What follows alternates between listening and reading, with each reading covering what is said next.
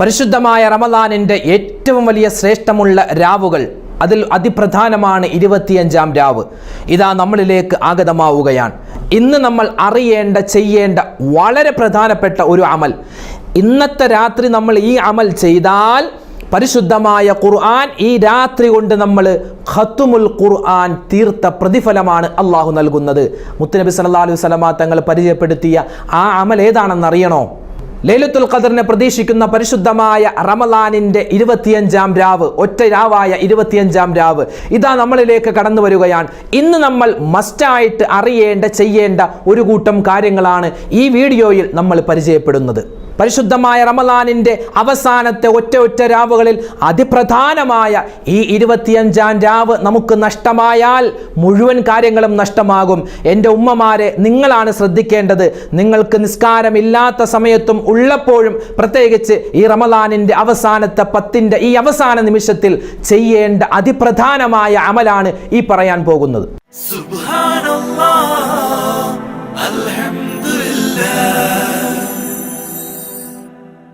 അസ്സലാമു അലൈക്കും വറഹ്മത്തുള്ളാഹി വബറകാതുഹു.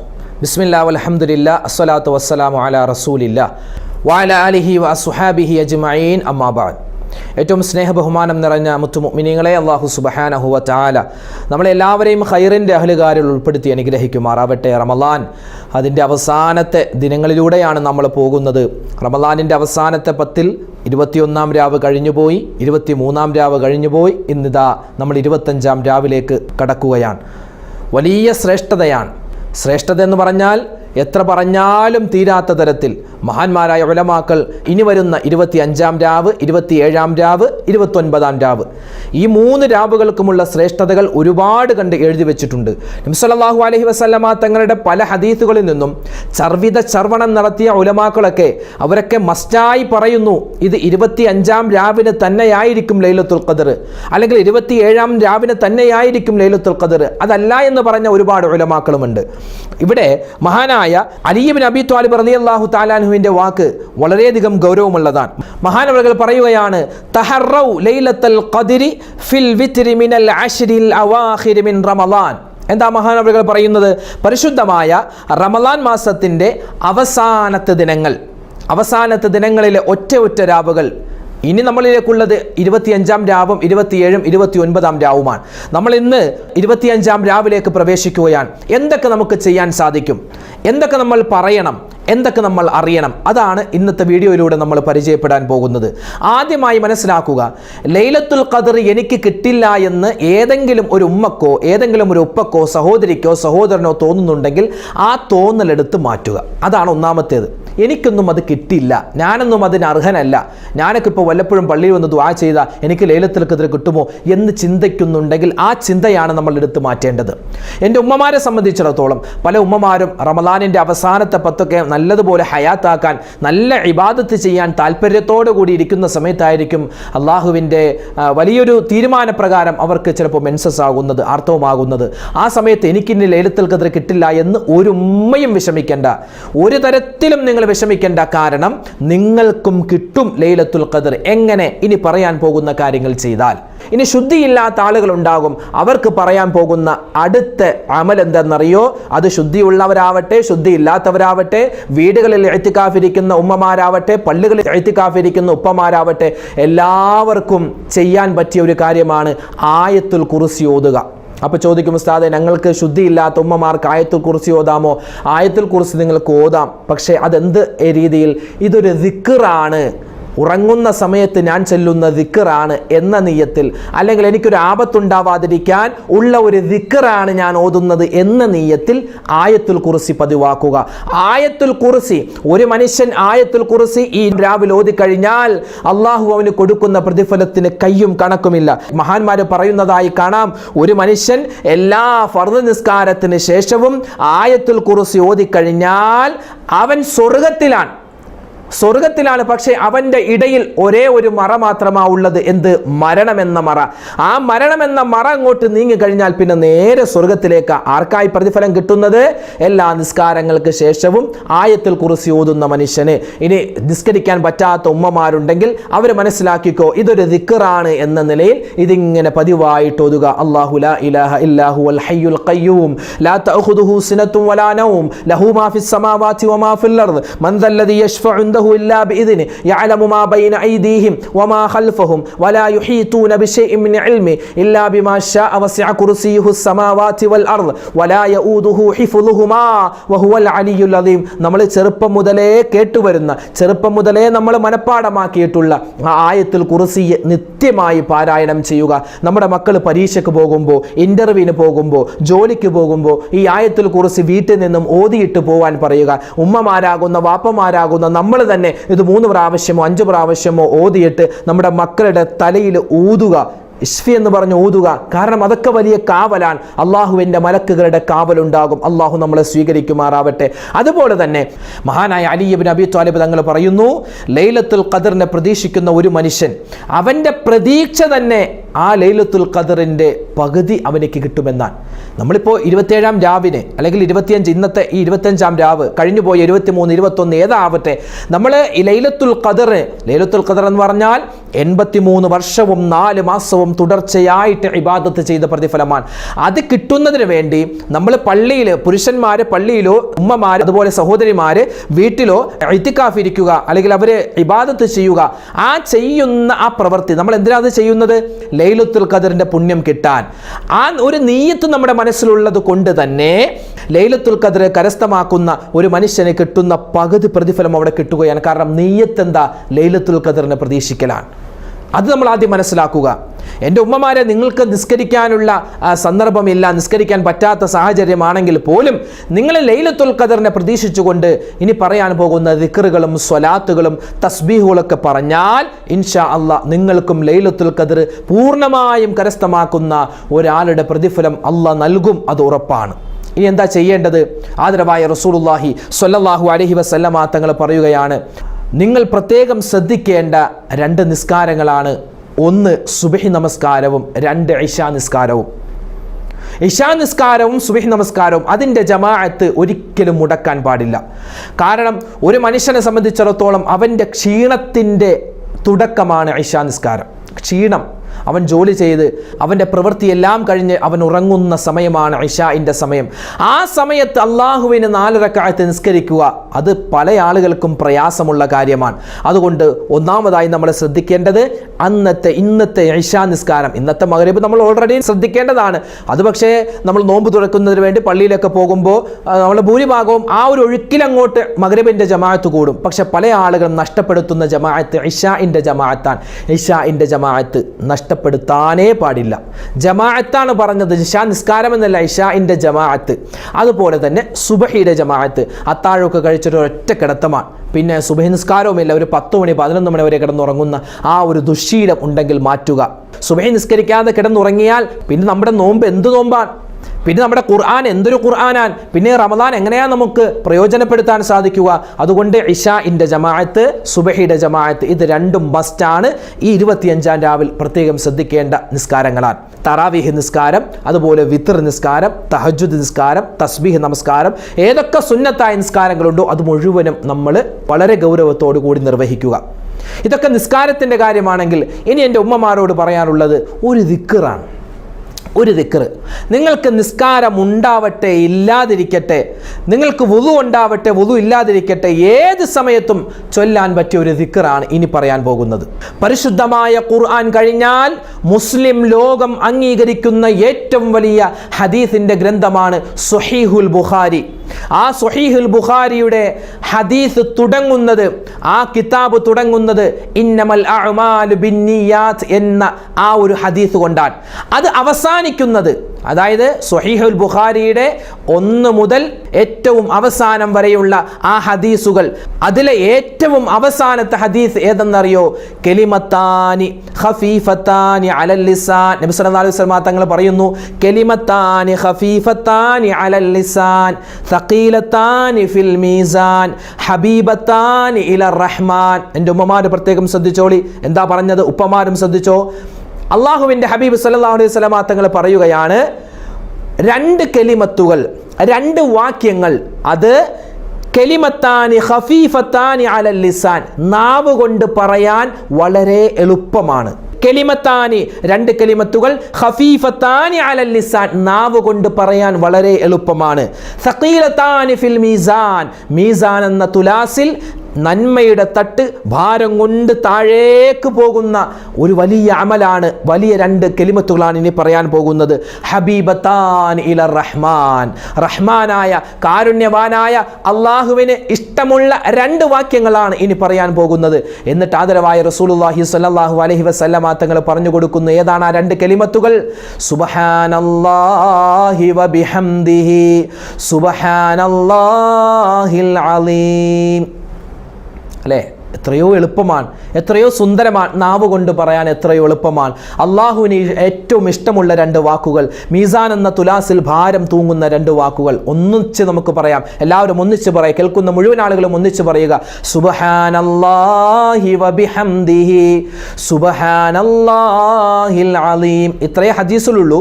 നമ്മൾ അതിൻ്റെ കൂടെ ചേർത്ത് കൊടുക്കുന്നു, വബിഹംദിഹി അസ്തഗ്ഫിറുല്ലാഹ്. അപ്പോൾ എങ്ങനെ ഒന്നിച്ച് പറയുന്നത്? നിങ്ങൾക്ക് സ്ക്രീനിൽ കാണുവാൻ സാധിക്കും.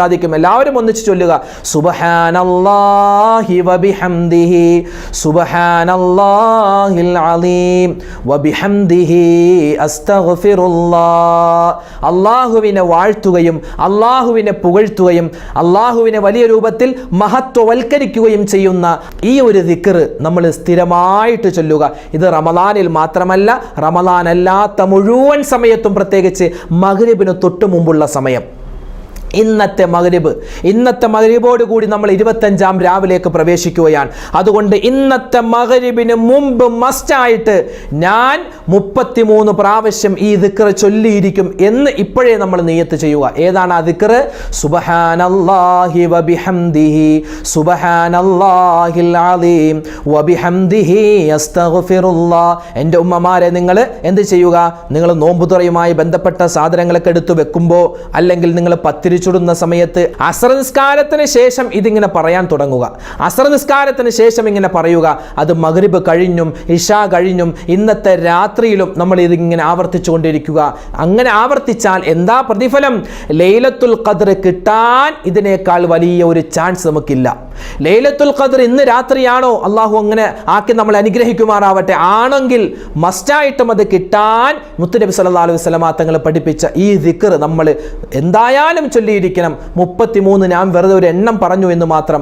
100 ചൊല്ലാൻ പറ്റുന്നവർ, 300 ചൊല്ലാൻ പറ്റുന്നവർ, 1000 ചൊല്ലാൻ പറ്റുന്നവർ, എത്രയാണോ നമുക്ക് ചൊല്ലാൻ പറ്റുന്നത് അത് എണ്ണം പിടിച്ചിങ്ങനെ ചൊല്ലുക. സുബ്ഹാനല്ലാഹി വബിഹംദിഹി സുബ്ഹാനല്ലാഹിൽ അലീം വബിഹംദിഹി അസ്തഗ്ഫിറുല്ലാഹ്.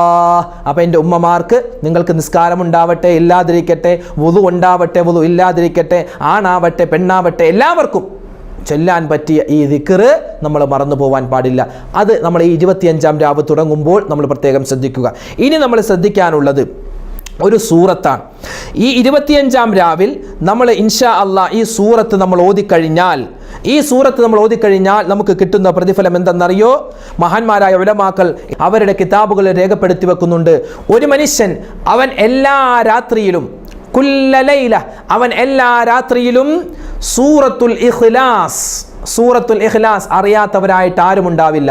ഖുൽ ഹുവല്ലാഹു അഹദ് അല്ലാഹുസ് സമദ് ലം യലിദ് വലം യൂലദ് വലം യകുൽ ലഹു കുഫുവൻ അഹദ്. ഈ സൂറത്ത് ഒരു മനുഷ്യൻ 3 പ്രാവശ്യം, ഒരു രാത്രിയിൽ 3 പ്രാവശ്യം ഇത് ചൊല്ലിയാൽ, 3 വട്ടം ചൊല്ലിയാൽ, ഫഇൻ സാദഫത് ഖിറാഅതു ലൈലത്തുൽ ഖദ്ർ, അവൻ ലൈലത്തുൽ ഖദ്റിലാണെങ്കിൽ, അവൻ ലൈലത്തുൽ ഖദ്റിലാണ് ഈ സൂറത്ത് ഓതുന്നതെങ്കിൽ, കാരണം നമുക്കറിയില്ല ഇന്ന് ലൈലത്തുൽ ഖദ്ർ ആണോ ഇല്ലയോ എന്നറിയില്ല, ഇനി നമ്മൾ ഓതുന്ന രാത്രി ലൈലത്തുൽ ഖദ്ർ ആണെങ്കിൽ എങ്കിൽ അവനിക്ക് കിട്ടുന്ന പ്രതിഫലം എന്താ?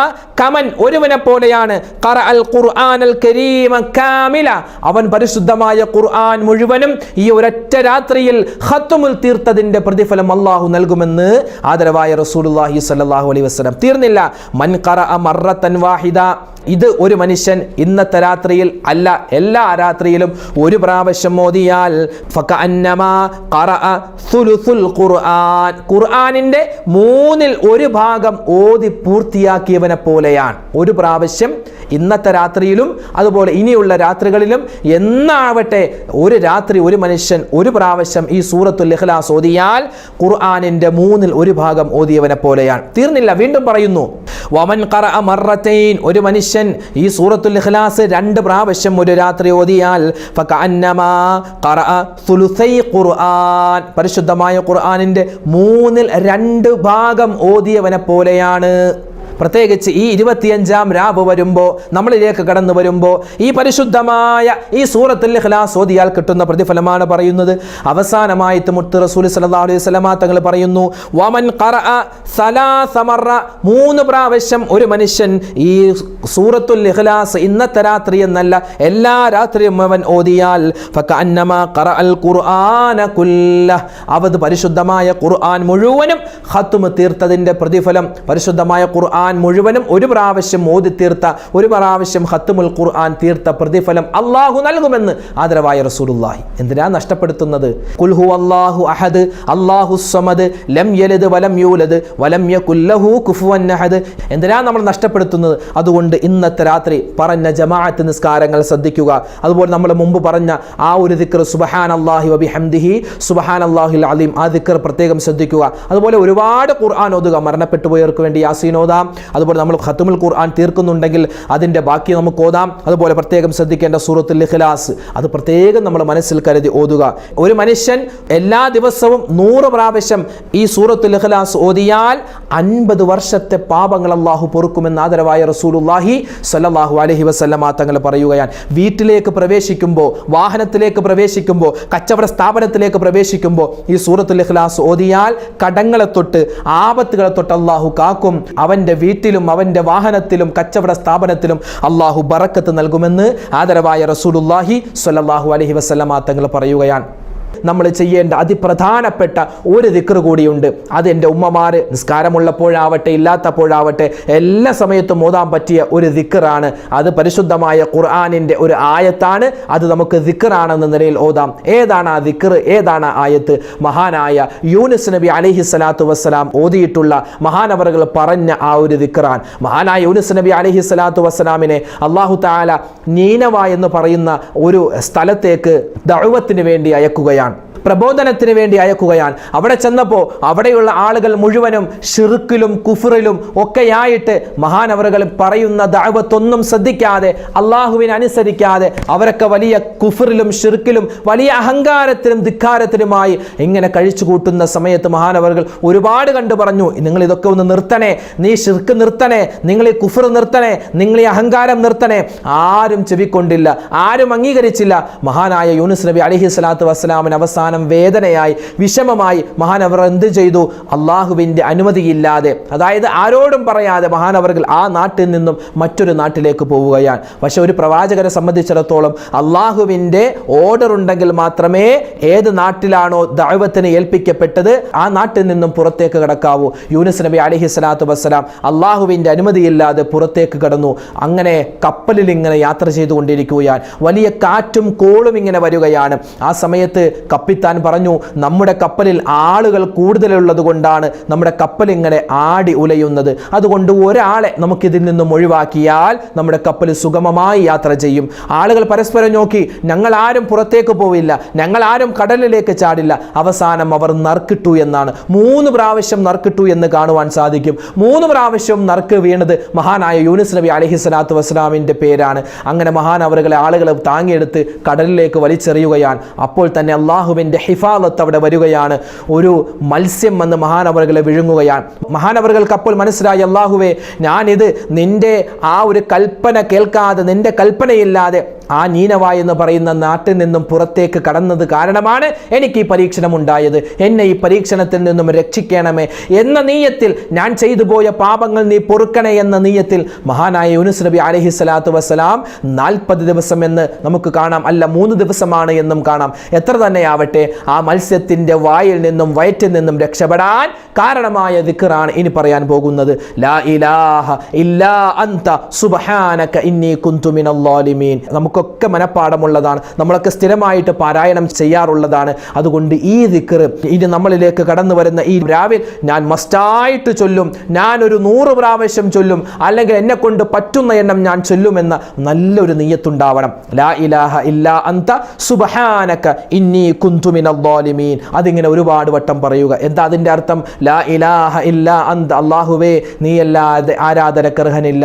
സുബ്ഹാനക ഇന്നി കുന്തു മിനൽ ളാലിമീൻ, അല്ലാഹുവേ ഞാൻ വലിയൊരു പാപം ചെയ്തു പോയി, ഞാൻ ഒരുപാട് തെറ്റുകൾ ഒരുപാട് കുറ്റങ്ങൾ ചെയ്ത് ഞാൻ ളാലിമീങ്ങളിൽ അക്രമ്യങ്ങളിൽ പെട്ടുപോയവനാണ്, എനിക്ക് നീ പൊരുത്തപ്പെട്ട് നൽകണേ എന്നാണ് ആ ദുആഇന്റെ അർത്ഥം. ലാ ഇലാഹ ഇല്ലാ അൻത സുബ്ഹാനക ഇന്നി കുന്തു മിനൽ ളാലിമീൻ. അതിങ്ങനെ ഒരുപാട് വട്ടം വർദ്ധിപ്പിക്കുക. പിന്നെ ഒരുപാട് ദുആ ചെയ്യുക, അള്ളാഹിനോട് നല്ല രൂപത്തിൽ ദുആ ചെയ്യുക. ഹംദും സ്വലാത്തും ഒക്കെ പറഞ്ഞിട്ട് ഒരുപാട് പ്രയാസമുള്ളവരാണ് നമ്മൾ, ഒരുപാട് പ്രശ്നമുള്ളവരാണ്, ഒരുപാട് രോഗങ്ങളുള്ളവരാണ്.